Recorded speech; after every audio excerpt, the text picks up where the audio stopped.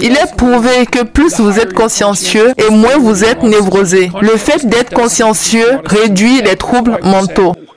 L'avantage de commencer aussi bas, c'est que le progrès s'accélère. Il n'est pas linéaire.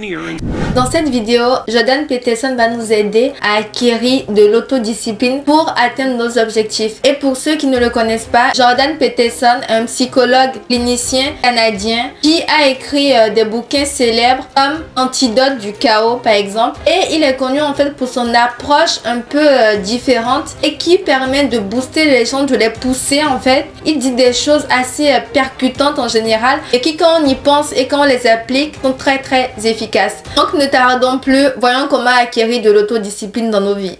Let's go! Vous devez être discipliné, car la discipline fera de vous une lame tranchante, une épée aiguisée pour affronter le monde.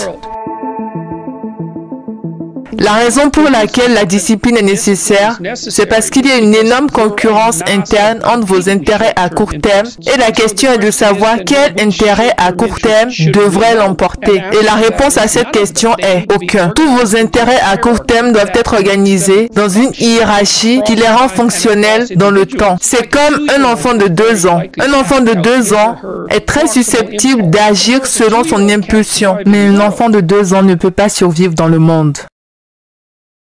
Il faut faire appel à ses instincts primaires, car vous êtes une coalition interne de désirs qui s'affrontent, mais dans un esprit unique. Vous devez donc regrouper tous ces désirs et les orienter vers un objectif à long terme. Et pour cela, il faut être discipliné. Et toute discipline est techniquement parlant une tentative de rassembler toutes les impulsions à court terme dans un cadre plus large et plus inclusif. Et c'est ce qui vous donnera la liberté.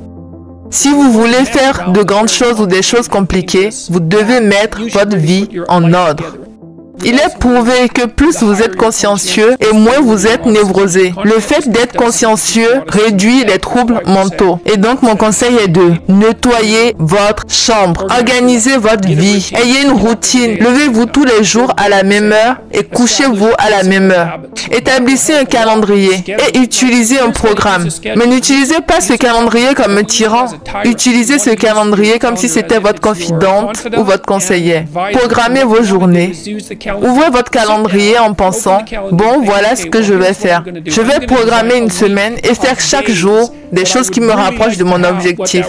Donc, tous les jours, vous ferez quelque chose de significatif et de productif, de sorte que vous sentirez que votre vie a du sens chaque jour. Et programmez suffisamment de responsabilités pour que vous fassiez des progrès jour après jour. Il faut se poser la question de pourquoi la discipline est importante.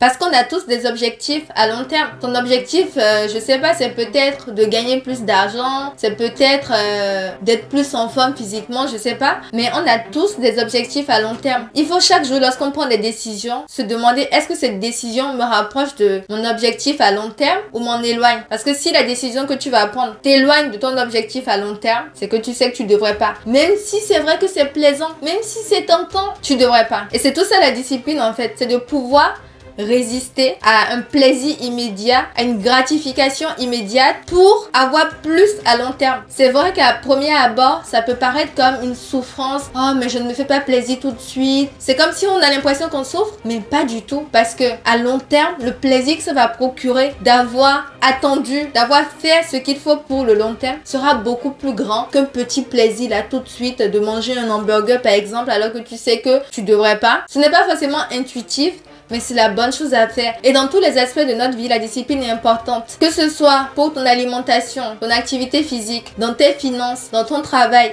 dans tout ce que tu fais, c'est important d'avoir cette force-là de pouvoir résister parce que ça crée une réelle satisfaction à long terme. C'est ça qui va vraiment te faire te sentir épanoui, de savoir que tu peux résister à un petit plaisir, tu peux résister à aller scroller TikTok au lieu de travailler sur tes projets ou sur ton examen. Tu peux résister à manger un burger et t'affaler dans le canapé au lieu d'aller à la salle. Tu peux résister à faire une dépense inutile ou futile parce que oui, t'en as envie comme ça, au lieu d'économiser, au lieu d'investir dans autre chose. Donc vraiment, être discipliné, ça va te changer la vie. Ça va te permettre de te sentir plus épanoui sur le long terme et surtout de ne pas être frustré. Quelles sont les étapes à suivre pour commencer à développer la gratification différée lorsqu'on est constamment soumis à la gratification immédiate? Bon, d'accord. Imaginez que je connais la réponse à cette question dans une certaine mesure. Parce que j'avais des étudiants diplômés que je choisissais parce qu'ils étaient très intelligents et souvent très créatifs, mais parfois ils n'étaient pas très consciencieux. Et ils avaient donc du mal à retarder la gratification. Donc je dirais que si vous voulez vous discipliner, ce qui est une très bonne idée, vous devez choisir une direction. Choisir la direction que vous voulez prendre en premier. Choisir un objectif que vous aimeriez atteindre et un objectif à moyen ou long terme. Vous pouvez imaginer quelque chose dont vous avez besoin et que vous voulez atteindre, que vous pourriez, quelque chose qui vous motiverait, dont la poursuite vous motiverait, et vous pouvez vous demander, si je pouvais avoir ce dont j'ai besoin et ce que je désire, ce serait quoi? Et c'est une question méditative. Vous ne devez pas vous forcer à répondre. Vous devez vous poser la question comme vous la poseriez à quelqu'un d'autre. Vous pourriez vous poser cette question de plusieurs manières différentes. Si je pouvais avoir la relation dont j'ai besoin, si je pouvais avoir les amis que je voulais, si je pouvais avoir l'emploi ou la carrière, si je pouvais m'engager dans une entreprise créative, si je prenais soin de moi correctement, si je régulais ma susceptibilité aux tentations, à quoi cela ressemblerait-il? Cela vous permettra de fixer un objectif qui a une certaine force de motivation et cela vaut la peine de le faire. Donc l'étape d'après, c'est de prendre votre objectif, de le fragmenter en micro-objectifs jusqu'à ce que vous trouviez un micro-objectif qui soit suffisamment petit pour qu'il représente encore un défi que vous allez relever. Le conseil que je donne aux gens, c'est de ranger leur chambre. Et ça fait rire les personnes qui pensent que je suis leur ennemi.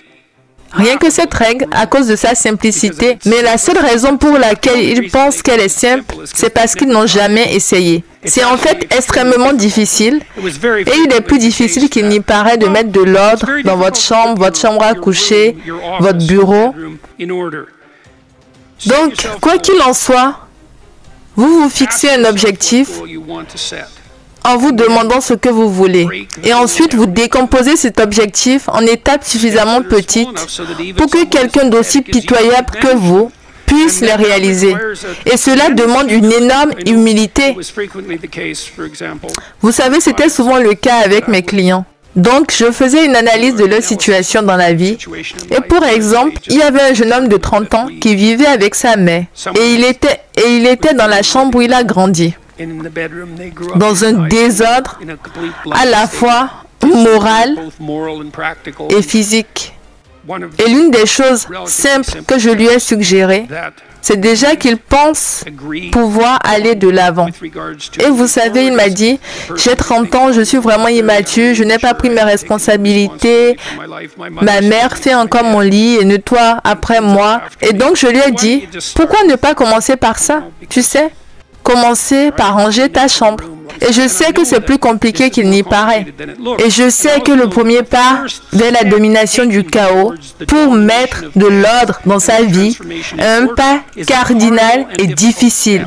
Et donc, on peut commencer petit et c'est très bien. Et donc, je lui ai proposé quelque chose de plus simple, de juste déplacer son aspirateur dans sa chambre. Et je dis aux gens dans cette situation de ne pas faire plus que ça.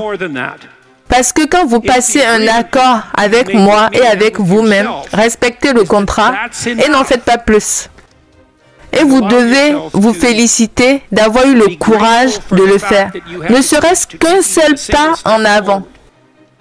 Et n'en faites pas plus parce que vous aurez peut-être une petite crise. Mais en faisant juste un petit pas, Vous serez tellement fier que vous passerez peut-être l'aspirateur dans toute votre chambre. Et vous allez commencer par vous dire, mais pourquoi je dérange ma chambre à nouveau? Et vous redoublerez d'efforts et vous ne ferez plus de désordre. Et avec ce genre d'expérience, si vous rompez le contrat que vous vous êtes fixé, le bon côté de la chose, c'est que vous vous direz, oh mon Dieu, ma chambre est tellement lugubre que je dois commencer à la ranger, même si je dois commencer très très bas. Donc, dans cette première partie, il dit quelque chose quand même d'assez simple, mais qui a une puissance, c'est de commencer avec des petites choses. La discipline, en général, on a tendance à se dire, oui, demain, je serai disciplinée, donc je vais commencer à faire ça, ça, ça, ma vie sera très, très carrée. Mais en fait, non, pas forcément. C'est pas comme ça que tu vas acquérir de l'autodiscipline. Il faut commencer par des petites choses comme faire son lit. Vraiment faire son lit, je pense que c'est la base. Parce que dans une chambre, la première chose qui tape à l'œil, c'est le lit. Donc si le lit n'est pas fait, c'est déjà la preuve que, tu vois, ça en dit long sur la personne. Donc, faut commencer par des petites choses. Commence à faire ton lit. Si ton but, c'est d'acquérir de la discipline, de l'autodiscipline, commence par des petites choses comme faire ton lit, si ce n'est pas encore le cas. Donc, commencez par faire son lit et se dire, je le ferai tous les jours. Même si j'ai la flemme, même si je ne le sens pas, je ferai quand même mon lit parce que j'ai décidé d'être disciplinée sur ça. Et une fois que tu auras complètement implémenté cette habitude et que tu ne pourras plus ne pas faire ton lit avant de quitter ta chambre, bah là, tu commenceras à rajouter d'autres petites habitudes, d'autres petits micro-objectifs pour vraiment discipliner ta vie. En fait, le but, c'est d'être consistant. Ce n'est pas de faire des tonnes de choses et d'être submergé. Parce que quand on veut acquérir de la discipline qu'on n'avait pas, c'est difficile de bousculer certaines habitudes. Donc, on ne peut pas tout d'un coup tout changer. Sinon, en général, on ne tient pas longtemps. Alors que le but d'acquérir de la discipline, c'est de rester consistant dans le temps. C'est-à-dire de rester sur le long terme discipliné. L'avantage de commencer aussi bas, c'est que le progrès s'accélère. Il n'est pas linéaire. Et donc, si vous faites un pas à la fois, une fois que vous avez fait le premier pas, la probabilité que vous fassiez un deuxième pas est beaucoup plus grande. Et cela augmente de façon non linéaire. Et donc, une fois que vous commencez à changer, le changement sera exponentiel. Et donc, même si vous commencez d'une manière humiliante, cela ne veut pas dire que c'est là que vous vous arrêterez. Ainsi, si vous essayez de vous discipliner, vous vous fixerez un objectif et vous le décomposerez en micro-objectifs que vous mettrez en œuvre. Et à chaque micro-objectif, récompensez-vous, vous deviendrez ainsi plus discipliné et vous vous rapprocherez plus de la réalisation de vos objectifs.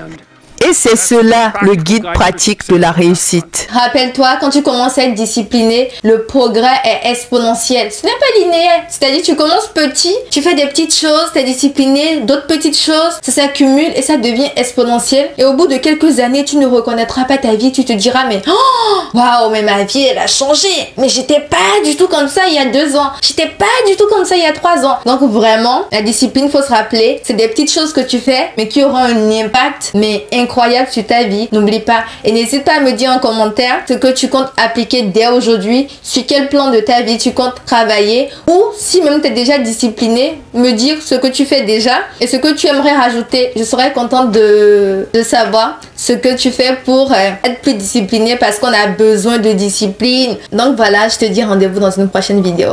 Ciao!